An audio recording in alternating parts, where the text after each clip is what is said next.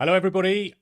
Welcome again. It's Friday. It's 12 o'clock. We know what that means. It means it's the Get Hired LinkedIn Live. Once again, coming to you live from a very cold UK. Well, it is anyway up here in the Yorkshire Dales. It's not the best. Nena, straight in there today. And I know we have a special guest today. And I know that you've only got 30 minutes. So don't worry. We will make sure that Foxy gets on as quickly as possible in order to do it. So, and I was just saying to Foxy just off air that I need to move as quickly as I can. Otherwise, Nena's going to complain that I'm late for the session as usual. Welcome, everybody. Once again, say hello to everybody. Make sure you introduce yourself. Let us know whereabouts in the country that you are coming from. We're doing a really fascinating one today, which is all about how we create visibility.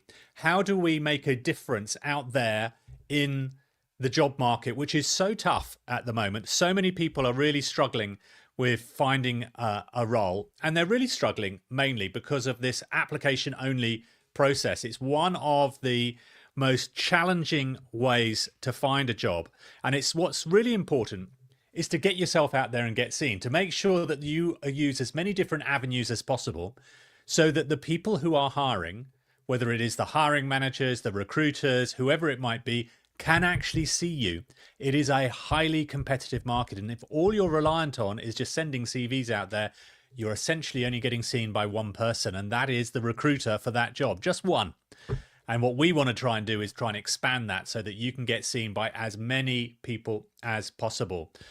Yes, I know, Nena. It was, yeah, only just, but I think that I live in a slightly different time zone to LinkedIn land. Hi, Fergal. Good to see you. Happy Friday indeed.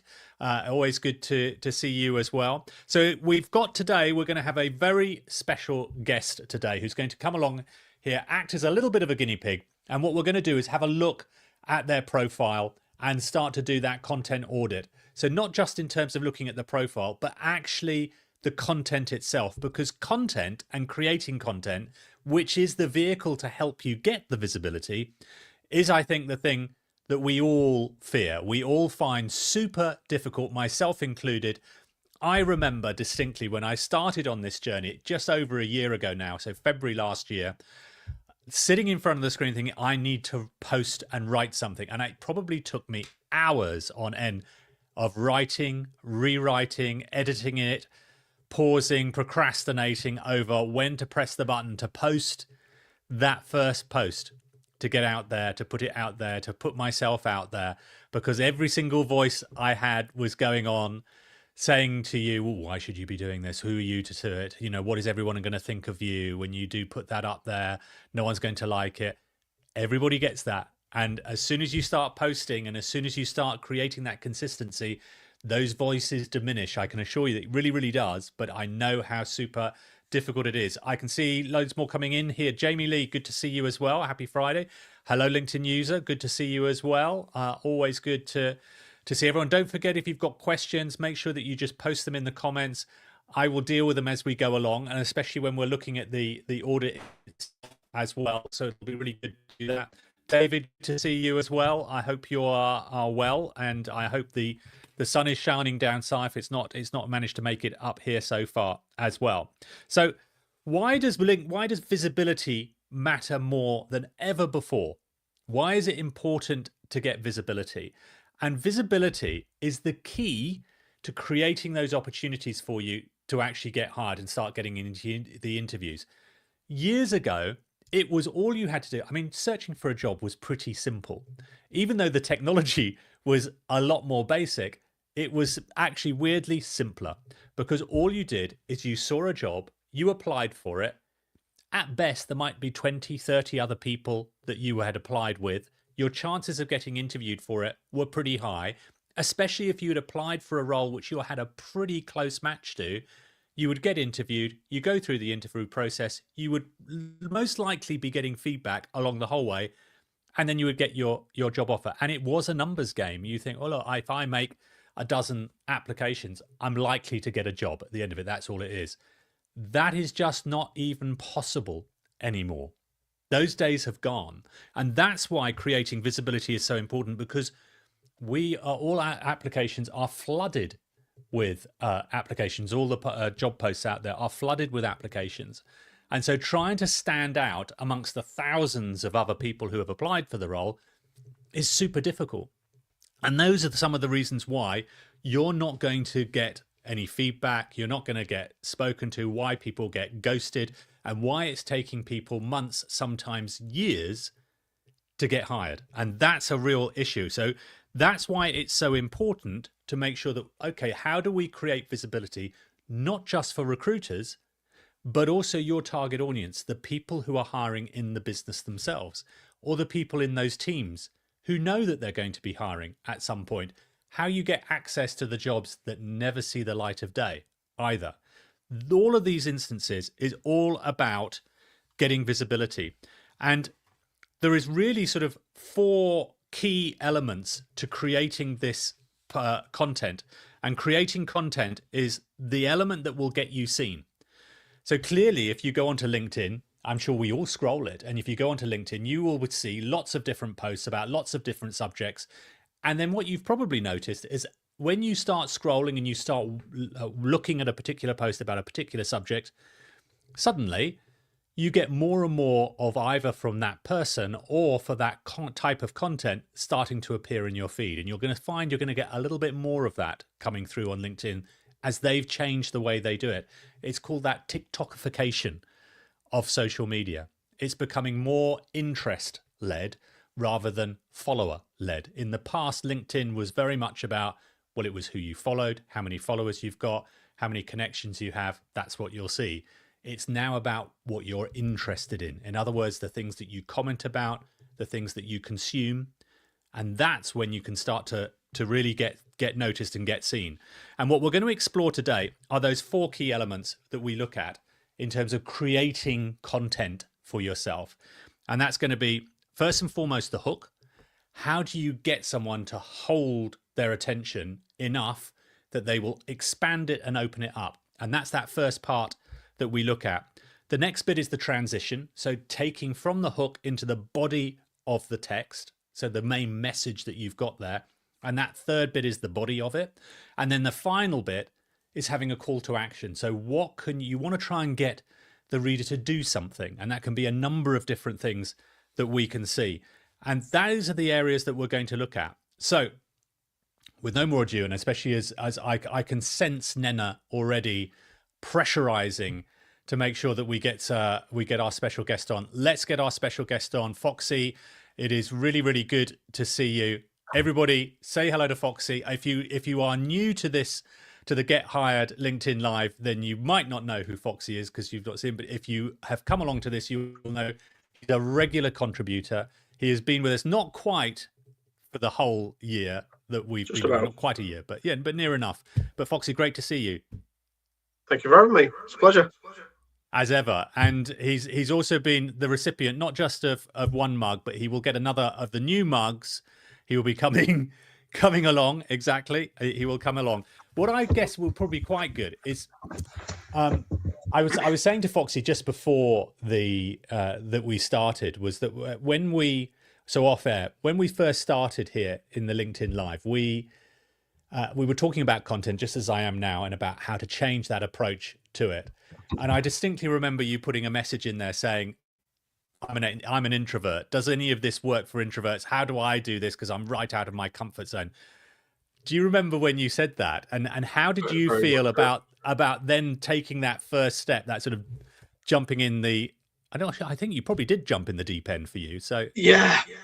To be honest, I sort of I did that thing. I think a lot of people, probably autistic people, certainly did, where like I've always sort of pretended to be like when I'm cooking, I'll imagine that I'm doing a cooking show and stuff like that. So I've always sort of almost rehearsed for being a YouTuber, but I never really actually thought I would be. It wasn't ever like the plan. But like about a year ago, I applied for a role at a company called Node Red that I was like really, really interested in.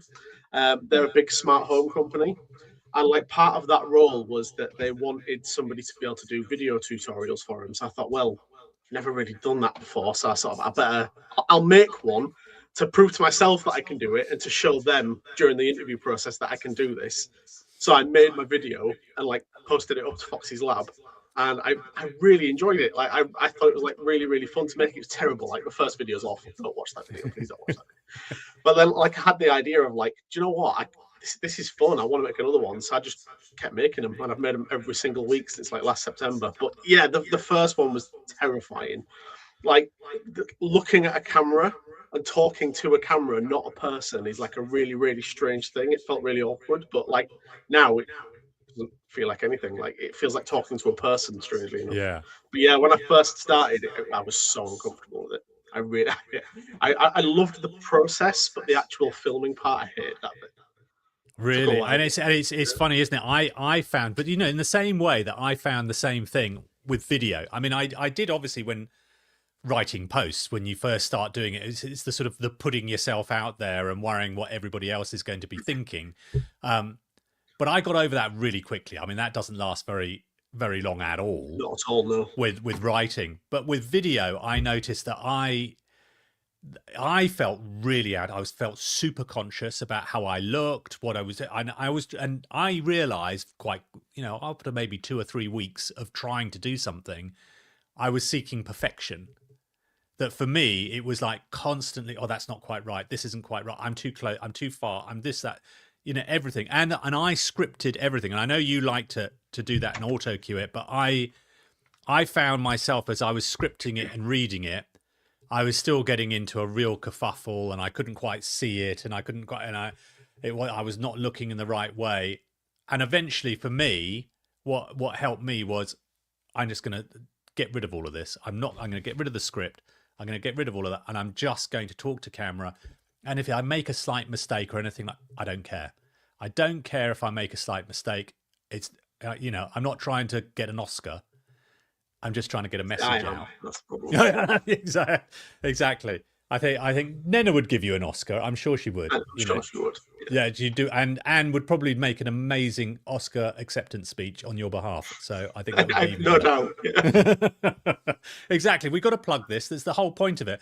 We're plugging Foxy's Lab without even, you know, there's no payment on here, but he is drinking from the Get Hired mug, so that's even better. Yeah. So there's a quid pro quo that we have, and I'm sure James will stick up the link to Foxy's Lab as well. And I think probably what will be quite good. Let's have a look at it. I think if I let me put up Foxy's Lab here onto the screen, we can have a little look here of it, because I think it's worth everybody having a good look here that we can see. So as you can see here is Foxy's Lab. Amazingly, look, nearly 3,000 subscribers already. It's amazing journey that you've gone on, and you can see all the different areas. You've gone with the sort of the longer form video, haven't you? Yeah, I'm not a fan of shorts personally. I actually kind of have a very strong opinion. Like, you're kind of forced to make a couple here and there. But like I actually think they're brain rot. I don't like them, so I don't make them. Yeah, and you know, I think that's a really good message for everybody as well. Is that push down, I think, to the bits that you naturally want to go to. So I don't mind doing long form, and I'll do the sort of the long form videos. But for me, because I like to give shorter stuff, I probably don't have a massive amount of time spare to do things. So I'm ending up, and I find I just get my video, I get my phone, I just go literally hold it or put it into a bit, speak to camera. I might have a couple of takes. I'm not a one take only. Might have a couple of takes to try and do it, get my message done, and I'm off. I've sorted it. So I quite like the shorts version of it. But again, I think the message is here for it is gravitate to what is more you. I think, you know, and clearly for you are more into longer form video, and it's clearly working. And you can see here throughout it, what I'm so impressed with is how you've grown. The consistency of viewers that you're getting is super good with all of this, and it's very you. You know, I think it's a fantastic. Everybody watching, if you haven't checked it out, go and check it out. It's really, really interesting to see. And I'm not necessarily advocating that everybody has to go and do a YouTube channel, because you don't, because obviously I'm pushing a lot on LinkedIn. But absolutely, if you want to, if you've got that energy to do that and have it, basically do it, because I think it's really, really good to do. And I think the main message here for everyone is do video. I think that, it's massively underrated. It does feel incredibly scary, but I think as soon as you get through that, I think you soon start realizing it's actually quite fun. I think especially when you're posting video on LinkedIn, shorts do actually make sense because I think posting like people aren't necessarily going to watch like a long 20-minute video on LinkedIn, No. but capturing your thoughts about something in a video is actually quite worthwhile on this platform. Like I'm not a fan of it on TikTok and stuff like that, but on LinkedIn it actually does make sense. Like Nena's, I always love watching Nena's, especially when she does a sing song. Especially when she sings as well. Yeah, Yeah. exactly. And if you haven't checked them out, go and check out Nena's as well. Nena did a real challenge for herself, 100 days of posting consistently every single day, including video as well, and it was uniquely her style. And I think that's, the authenticity is what really works well, I think. And I think that's definitely something that you found, especially with your videos on Foxy's Lab. It's very you, so you get a real sense of who you are by your style of doing that. Did you naturally progress to that, or did you force yourself to do it? You just think, I'm just going to just be me. How did you work that out? So I am like probably I think I'm me to a fault. Like I don't have the ability to like not be me, so I couldn't ever sort of like pretend to be somebody else on my camera on my videos anyway. So I thought from the start, I'm just going to be authentic and like people if people watch it they watch it, if they don't they don't. But the thing I did find interesting is like a lot of my videos are quite polished and heavily edited, and I've got like green screen and like expensive lighting and an expensive camera. And I did all that because like when I get into something tech wise, I nerd out over it, and like I love the polished videos. They're my favorite ones. But a couple of months ago, when I just started a new job, I had like a month where I was like, I don't have time to do like the really, really high effort videos. So I just did a month where all I did was sit on the sofa and talk to the camera. And it was like minimal editing, no real sort of polish or anything. And they were my best performing videos for quite a while. One of them still is one of my best performing videos. And I think the reason for that is like they're just weirdly people wanted to watch me and get my opinion on things, which I still find really strange. Like if I'm educating someone on a topic, I can get why that would be popular because it's like it's me talking about a topic and it's the topic they're interested in. Yeah. But the opinion videos that showed that actually it was me they were interested in, and I still find that really, really strange. I Personally. think it is straight. It's funny. I think we're probably our own worst critics anyway of anything we do. I am anyway. I know that I can't really watch what I produce. So I mean I can probably stomach a few seconds of it, or maybe a minute at max. But after that, I just can't rewatch it. I can't redo it because I'll end up doing what I did right at the beginning, which is just over analyzing it and trying to think, oh, that's wrong, that's wrong, that's wrong. But I'm very mindful. I'm probably going to age myself a little bit here. Maybe I should say I've watched this on reruns, but I remember seeing especially an interview, might have been on Parkinson or something like that, which does age me, of Richard Burton being interviewed by him. And they were doing that. And for those of you that don't remember Richard Burton, he was the great Welsh actor, amazing voice, great actor. Liked his drink a little bit too much, I think. But he was.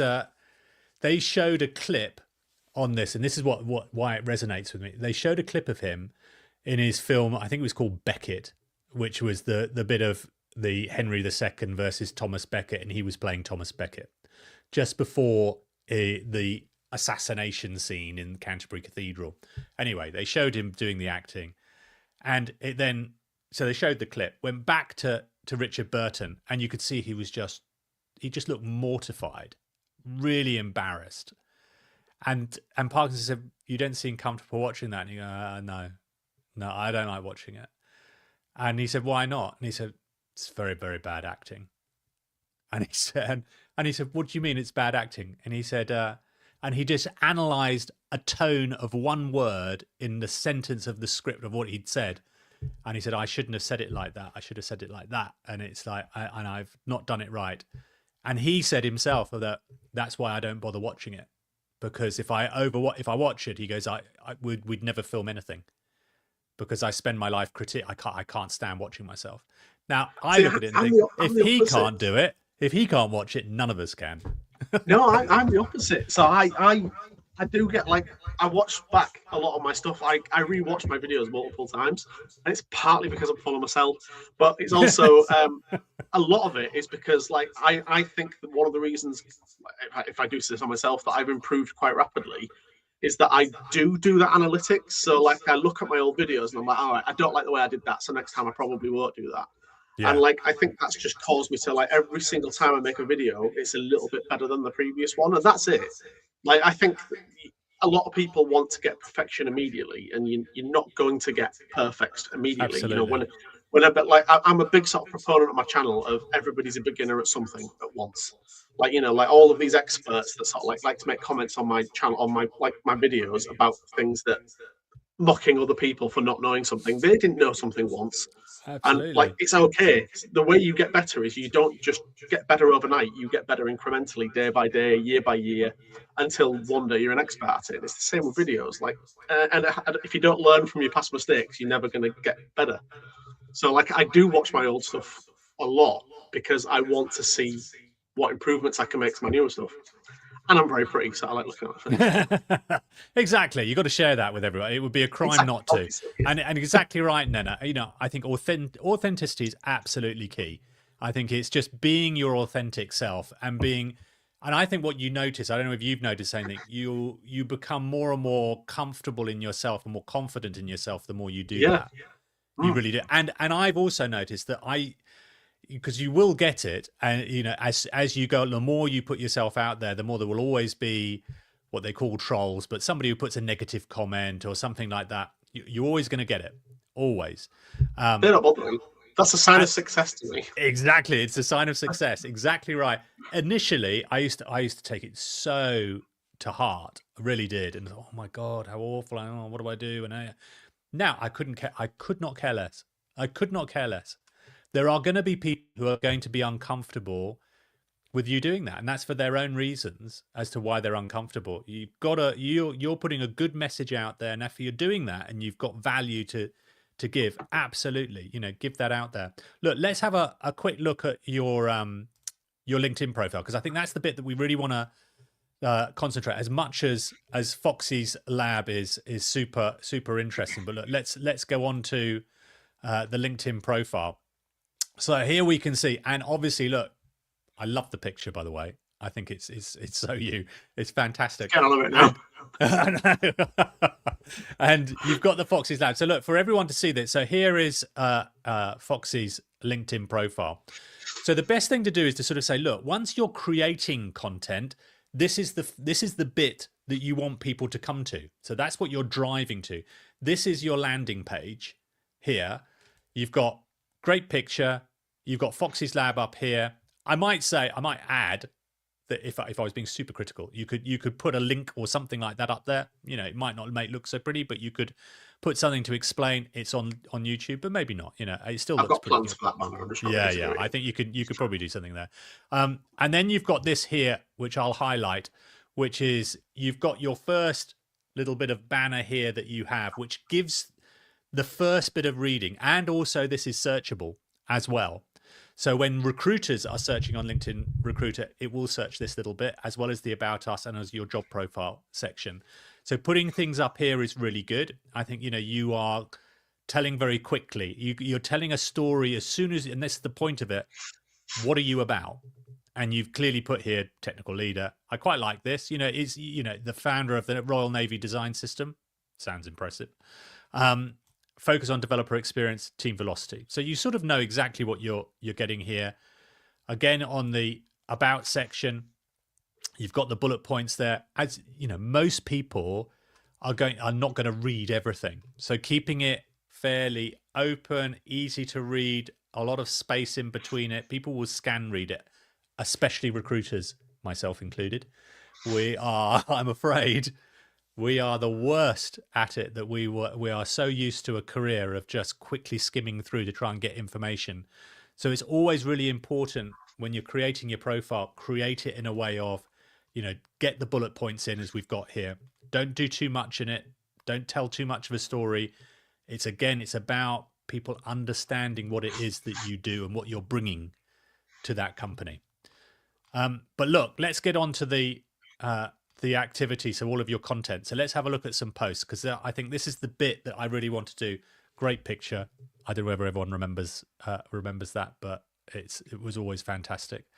So you can see the style that you've got here, and what I'm not going to open them up here yet, but we can see that there's a small stack of computers in my house doing the job a dozen cloud subscriptions normally would do: DNS, storage, CCTV control, etc. I'd like to make that an answer our smart home networking questions. Really nice one part. Hey LinkedIn, why have you added a shorts feed? And then you've got one down here that did particularly well, and I want to sort of concentrate on this because you really did well on this one. Why do you think, Foxy? What do you think? I mean, why do you think that one did quite a lot better than perhaps some of the other ones did?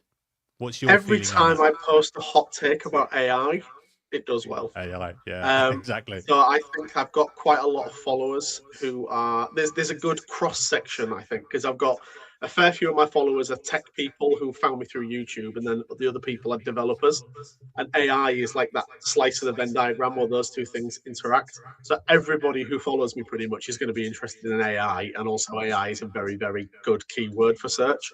Yeah. And also this is quite keyword dense, I'd say as well. I like to think like the first line is actually quite a good hook as well, because I AI agree. sycophancy is I a really agree. big problem. I think you've hit this. I think absolutely right. I think obviously AI is a really big hot topic, and you'll know. And the thing is also that you'll know, as I do, that if you post a lot, you sort of know what subjects get a lot of traction. You sort of soon work it out of, if I post about this, I know I'm going to get quite a bit of engagement from that because it's a subject. So for you, you know that AI is going to probably get quite a lot of engagement. That's sort of probably what you engage with, what as you said, your followers engage with. So it sort of makes sense. But I also agree that the format of what you do, that first part here, I've discovered a way to prevent AI sycophancy. That's a good hook. It's because you naturally, one, you're saying about AI, you've discovered something, you haven't told them what it is yet, and it's pushing you into, I've got to open it up to have a look. And your natural curiosity, a lot of people will want to do that, will want to open up and have a look at that. Yeah. So I think that's a really good way. And I would say that, where you've had previous ones where you could probably, just with a slight tweak, slightly change it. So let's have a look at some of these ones here. I'm going to think of, there was one I saw here. So you sort of almost did it here on this one. I'm going to spend my bank holiday in my room editing. Why? Because this room has AC. That was obviously during the heat wave. And you would think that could have got a bit more. I reckon you could have done that by actually just, you could have almost been a little bit more controversial in that first bit of like, I'm locked away in my room, or I'm locked in my office all of bank holiday, or something like that. And then stop. And then I would have where you've got here, if I can do it without ruining it, this bit I would then take out and then put in the next line. So I would have so you can see here, because it's really interesting to see that this is generally, even though it's a short comment post, that you can actually have those two lines are the ones that you see initially as you're scrolling through. And so I think it would be really good to have done that and sort of said, I'm locked in my room, I'm locked in my office all of bank holiday. Why? And then go to the next one, because then that would be a real hooky thing, a way of, quite a media way of trying to drag you into it to have a look and open up the post itself. And then you could put something about, because its room's got AC. So it's sort of that principle that you can work on, and it works with every single type of message that you have on it.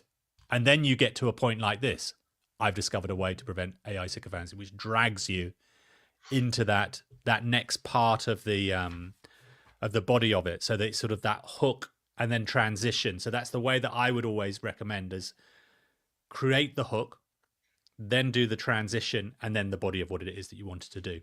But I think it takes time to do that. And in a similar way, I think you could have something like this, for instance, where you've got, again, I love the little short posts because they can be quite good. But I would say that, and I know I've opened it up now, but hey, LinkedIn, why have you added a shorts feed? Come on, seriously, stop it now. You could probably have almost done this upside down and probably have got a lot more engagement. Come on, you need to stop it now. You need to stop it now. I'm talking to you, LinkedIn. Why have you added a shorts feed? So it's the same message. It's just slightly twisted in a slightly different way. Yeah, so some posts are there in order to get engagement. Some posts are there to promote myself. A lot of posts are there to annoy Nina. Now that alone, I would be encouraging everyone. It's 12:31, so she's probably jumped off now. She's got to go. Yeah. Look, she's going. She won't have seen that, but if she watches the catch up, then she will do. Yeah, exactly. She'll catch it up on replay and then understand that there is a wind up Nena philosophy that we have to have. Yeah. But in truth, what I think, days. Yeah, exactly, the 500 days. In truth, what it is though, is that when you're creating these posts, my advice is that write the post out. You can absolutely use AI, whether it's Claude or ChatGPT or whatever else like that, to give you a prompt. They're not always that great at creating hooks and creating the way, unless you prompt it to do that. But the way that I work it is quite often I try and think so I'll write it like you, I'll write out what it is, the message that I want to do. And then I go back to it. And then I actually sometimes will just get literally a piece of paper and I'll just cut like that. So I've had it, print it off and I look like that and just look at the top two pieces. And I then think, okay, does that do enough that would make me want to open it up? And the way that they've done that now is it's sort of, again, a good way of training yourself on these. I think watch adverts. They're maybe not quite as great as they used to be, but have a look and see what they used to do on adverts. Have a look at some of the really viral posts that take place, not necessarily on LinkedIn, but on other platforms, and see that bit, that initial hook, the bit that grabs you, the bit that stops you. And the best way I described it was always the way that you want to do it. It's like as you're driving down the motorway and you see a poster, it's those ones where you just sort of flick and then just keep on going. And the ones that you look at and you think, I'd like to slow down and really look at it because there's something that's grabbed your attention, obviously safely, I hasten to add. We don't want any accidents. I'd say watching successful YouTube channels is also a good way to do it, because one thing you learn when you become a YouTuber is like you've got 12 to 30 seconds at the start of a video to hook someone in. So like if you watch like all of the really successful ones, you'll notice like they never sort of like say, hi, welcome to my channel or anything like that. There's no preamble. They get straight into it with a hook like immediately. And I've started to try doing that as well. But I've sort of adapted that to everything now. So because like everything's an attention war these days. So I do that with LinkedIn posts as much as I do it with like YouTube scripts.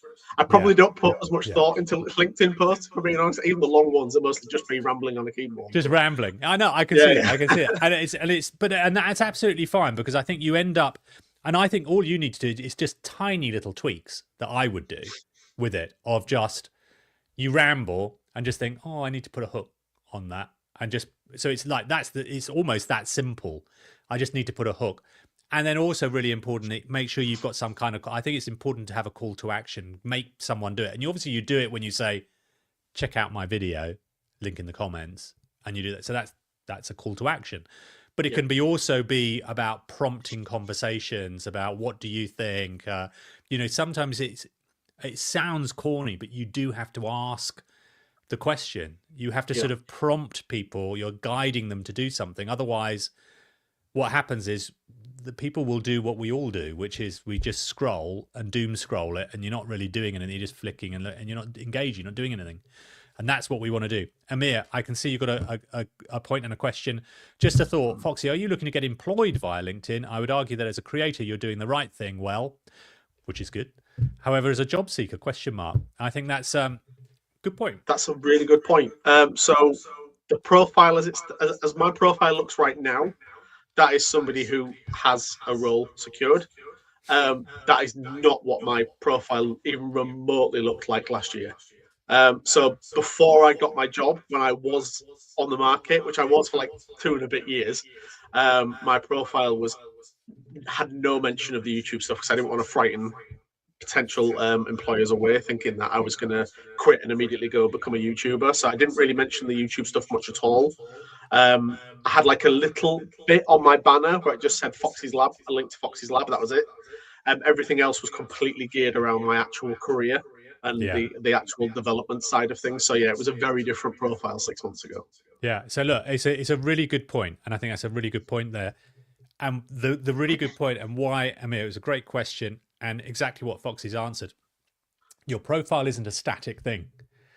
It's changeable. You change it for what you're looking to do. And what Foxy's just described there is the perfect answer to it, is that when you are looking for a new role, you need to get on your profile and maximize it, set it up for your new role. Make sure you've got the right keywords in for the role that you're looking for. Make sure you're showing that value, you're describing all of that, and you can change that monthly, weekly, daily, as much as you want. You can't do it too much if you want to keep on maximizing what you're doing. Most of us probably do what we've all done, is we do our LinkedIn profile once and then leave it for a few years, and maybe add a position when you've changed job, and we just don't really do anything else with it. So I think number one, I think is absolutely have a look at your profile and make sure that you're changing that, because once you're creating all of this content, it's driving traffic over to your profile as well. I think that's what's really important. I'd say as well, when I was job hunting, because you mentioned, I think possibly at the start, you mentioned like you can apply for dozens of jobs and not get anything. I can't remember exactly what the number was, but I applied for somewhere in the region of 800 jobs before I got one. Ultimately applying was what got me my previous job. So I'm not saying don't apply, but when I was looking for work, I literally spent hours every single day on LinkedIn. Like Yeah. LinkedIn became a part-time at least job. And like, yeah, I think I see a lot of people on LinkedIn who sort of like make a post once every couple of weeks, if that. And Yeah. like some of their comments are just like congratulations and good job, or just like thumbs up. And that's not going to get you anywhere. Like you've got to be you've got to be a human on that platform. You've got to be engaging. People have got to have a curiosity gap about who you are. Otherwise, Yeah. you're not visible. You're invisible. Exactly right, and it's such good advice. I think it's such good advice, and I know it's really out of a lot of people's comfort zones to do that, because we don't all naturally do that all the time, and Well, I especially didn't as at we, first. yeah, exactly, and I mean, and nor did I. And listen, I've lived in LinkedIn for the past decade or so, but I've been using their LinkedIn Recruiter as my main tool to find people, to search for people, to engage with people.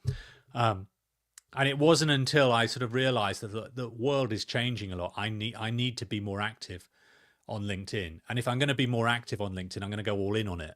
I'm going to prove the point that if I do all of that, that I am going to start to try and create value, try and engage with people, trying to describe who it is that you are, and so that people can see what you're worth. And I don't think that it's that much of a difference to what we were doing way before any technology happened. Back in the old days, people would go around door to door and speak, and you'd say, that's the person who sharpened my blades or whatever, came around. They're an expert in it. They were marketing themselves. In the modern time, they would have just used LinkedIn to talk about it, doing a video of them sharpening. But that's how it works, and it's interesting. We have to try and get over that we think. And especially as I find it funny when you see the videos, especially on I saw one this morning of somebody sort of saying of different issues that have happened at work and how they would promote it on LinkedIn in corporate language and via video, and it's very funny. And there's the serious point about that is there's a lot of that type, that sort of inauthentic corporate speak. The more that you can be personal and not be afraid to put yourself out there, and be confident that you have something that an employer wants. Absolutely 100%. Okay, look, Yeah. Foxy, thank you so much. We're coming to the end of that section. Thank you as ever. It's been really, really useful. If you've not checked out Foxy's lab, please make sure you do. It's a great watch as well. Thank you for sharing your profile, sharing Foxy's lab, and your thoughts on everything. Tim, exactly. I know 800 applications. It's incredible, and there's just so many. Yeah, I don't. I reckon don't even go there on what ghosting was like. Bad. No. Yeah. I Yeah, bet. and staying motivated wasn't it? It was just bloody mindedness and not really having any other choice. That's the best way to do it. You've got to be bloody minded about it, and Yeah, it's never easy. But look, Foxy, thank you so much. Really appreciate it. very Obviously, we'll welcome. come off screen, but hang on in there, and we'll chat when we finished on the session. But thanks everyone. Please, a big round of virtual applause for Foxy. Thanks very much. So look, we've seen there what you can do and what you can attempt to do. And Foxy's a classic example of where you can go, where you are absolutely out of your comfort zone and really push yourself forward and start all that networking, starting to create an amazing position for yourself. Jamie Lee, in your experience, what is the biggest hook for recruiters in terms of your profile, especially if they are scrolling through a number of profiles? How do you stand out? That is a fantastic question. The best way to describe it is, look, how do recruiters, if they're searching through, so if they're using LinkedIn Recruiter, so they'll look at you in two different ways. If they're using LinkedIn Recruiter to search and find you, and they'll flick through, they will have a précis. So LinkedIn Recruiter is slightly different, but it's your public profile, but they just précis it. They will see the top, that sort of banner bit that we saw, the About You section. That's what they will look at. So the first things they'll look at is exactly what we just did with Foxy's example that we did. In fact, what I'll do, let me just quickly show you. I'll share Foxy's one. I'm sure he won't mind if I'm sharing his profile one more time, but we can do that just to show you. So let's just go back onto Foxy's profile here. They won't see precisely this, but they'll see something very similar. But they will see, the recruiter will see this first and foremost. That's what they'll see. They'll see that a little bit more than that is, but they'll see the first bit up here. So it's really important when you're putting in the About section and in the banner section here, you've got to make sure that you're saying what your value is. What is it that you can bring to a company? And so those are the different sections. And then they will naturally just flick straight down and they'll look at your experience. So that, again, is why make sure that you're putting the right title for what you are, who you are, and similarly a little bit here. So the first bit that you can see, make sure it stands out super quickly. What value you bring, what problems do you solve, what challenges have you achieved, what projects can you do? So make sure that you are keeping that fairly dynamic. So that's the first way that people will look via LinkedIn Recruiter. The second is when they've got your CV. So if you've applied for a role and you look quite a good fit for it, quite often what people will do, the recruiters, they'll look at your CV and they'll click onto LinkedIn because it's the same format for everything. So naturally it's an easy comparative. With CVs, they're all different. And then what they will do is click onto your LinkedIn profile, flick through that. So they'll probably spend more time looking at your LinkedIn profile than they will at your CV. And that's why it's really important right at the top of your CV, make sure you put your LinkedIn profile, make sure you can just click it and it'll take you straight there. You've got to make life as easy as possible for a recruiter. But a really good question there. And absolutely, I think that's the best way to do it. On content ideas, look, I often get asked about what is it that you can write? What can you talk about? Well, all the things that are important to you. What is it that you have? So you can talk about lessons that you've learned in your career. Even if you're a student and you've never even worked, lessons that you've learned in creating the projects you've done, the specializations that you've done, how you created a course, the internship that you did, any of those things you can do, projects that you've completed. Above all else, mistakes that you've made and what you learn from them. Those are really useful because they're really authentic from it. You talk about your industry, your career challenges that you've had, things that you're learning, questions that you're asking as well. Make sure you use LinkedIn polls. It's a fantastic and really easy way to get people engaged. Everyone loves to get involved in a poll. Make it relevant to something that you do or your industry. You'll soon start working out very quickly what it is that gets people going. Like Foxy, if you remember, talked about and said, if I talk about AI, I know that it's going to get engagement. I know it's going to do that. Whatever your industry is, you're going to start getting a sense of what people are talking about all the time. Post about that. Create a poll about that. Those are all the things that will really, really happen. So as ever, we're coming towards the end of the session. I hope you've enjoyed it. I hope it's been really, really useful. Thank you so much, Foxy, for everything you've done today and putting yourself out there for an audit. For everybody out there, look, as ever, I always like to try and give you a bit of a challenge. And I know I talked about last week about making sure you go out and comment, which are really, really good to get engagement. This week, I want you to create some posts, create some meaningful posts. And what would be really good is to create 3 different types of post this week. One will be a text post. Just do a text only post about something that's really important to you. Create a great hook for it, remembering the hook, the transition, the body, and the call to action. The second post, I want you to create an image. Ideally, an image of yourself. And it can be anywhere doing it, but get comfortable with creating an image of yourself, not a video, just an image. And then it doesn't, the text that you have to be doesn't have to have anything to do with that image. You just talk about something that's important for you, maybe a lesson learned, maybe a project that was completed. And then your final piece of content is a poll. Create a poll, an engaging poll. You don't have to put too much in the post part of it itself, but create an engaging poll with a couple of different options and see what happens as well. Good luck. Enjoy the posting. Enjoy creating some content. Enjoy getting some visibility. I hope you've enjoyed this session. I look forward to seeing you all next week as well. It will be really good. Have a fantastic weekend. I hope the weather is good wherever you are, and we'll see you same time next week. Thanks a lot.